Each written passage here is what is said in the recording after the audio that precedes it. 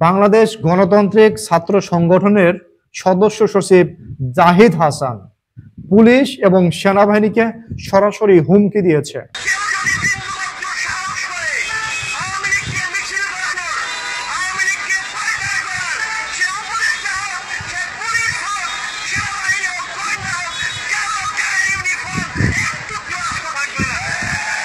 প্রয়োজন বোধে পুলিশ এবং সেনাবাহিনীকে মেরে ঝুলিয়ে রাখবে। কত বড় সাহস চিন্তা করছেন?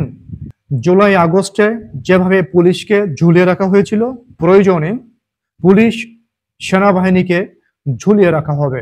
কথাটি বলেছেন জাহিদ আহসান নামে এক সদস্য, বাংলাদেশেরই সদস্য, তিনি বাংলাদেশেরই মানুষ। তিনি, তার নাম হচ্ছে জাহিদ আহসান, সদস্য সচিব বাংলাদেশ গণতান্ত্রিক ছাত্র সংগঠন। আপনারা হয়তোবা কখনো এই ছাত্র সংগঠনের নাম শোনেন নাই।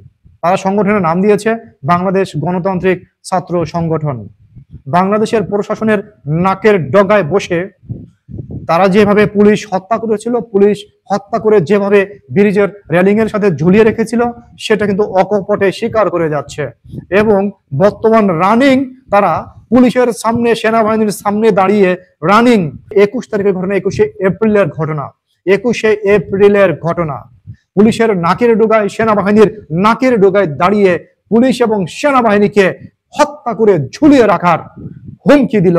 কিন্তু পুলিশ চুপ করে পকেটের মধ্যে হাত দিয়ে চুপ করে বসে বসে শুনলো।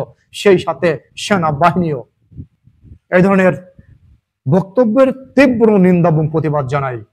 এই নব্য ফ্যাসিবাদী সংগঠন বাংলাদেশে, আমার মনে হয় এই সংগঠনের নাম বাংলাদেশের 100-200 মানুষ হয়তোবা জানে। বাংলাদেশের 18 কোটি মানুষের মধ্যে 100-200 মানুষ হয়তোবা এই সংগঠনের নাম জানে, বাংলাদেশ গণতান্ত্রিক ছাত্র সংগঠন।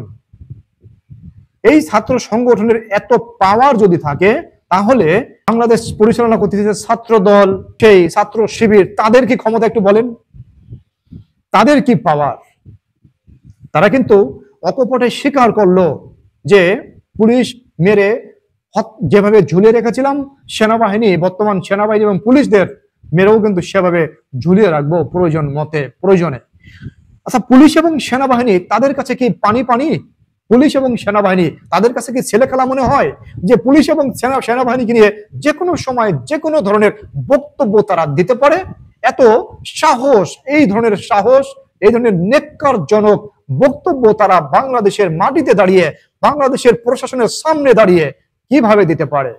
বর্তমান বাংলাদেশের ফ্যাসিবাদী সরকার অর্থাৎ উপদেষ্টারা, মন্ত্রী মর্যাদায় যারা আছে, মন্ত্রী পদমর্যাদায় যারা আছে, ছাত্ররাও কিন্তু আছে, এর ভিতরে মাস্টাররাও কিন্তু, শিক্ষকরাও আছে, যেমন আসিফ নজরুল মিথ্যাবাদী।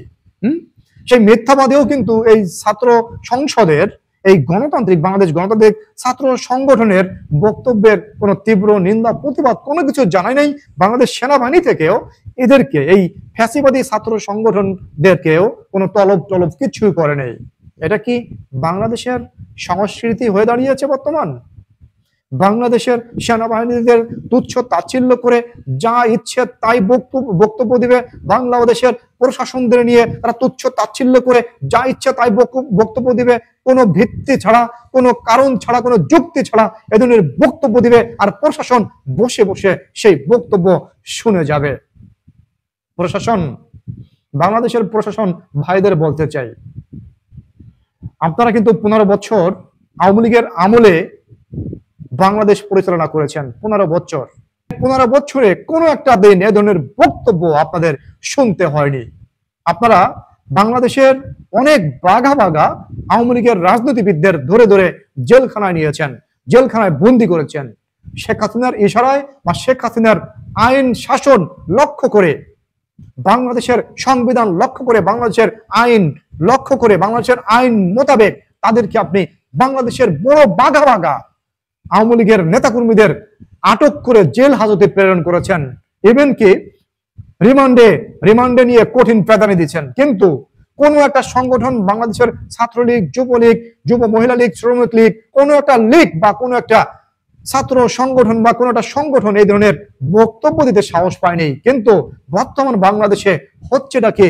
সাধারণ জনগণের প্রশ্ন। তাহলে বাংলাদেশের প্রশাসন বর্তমান কারা?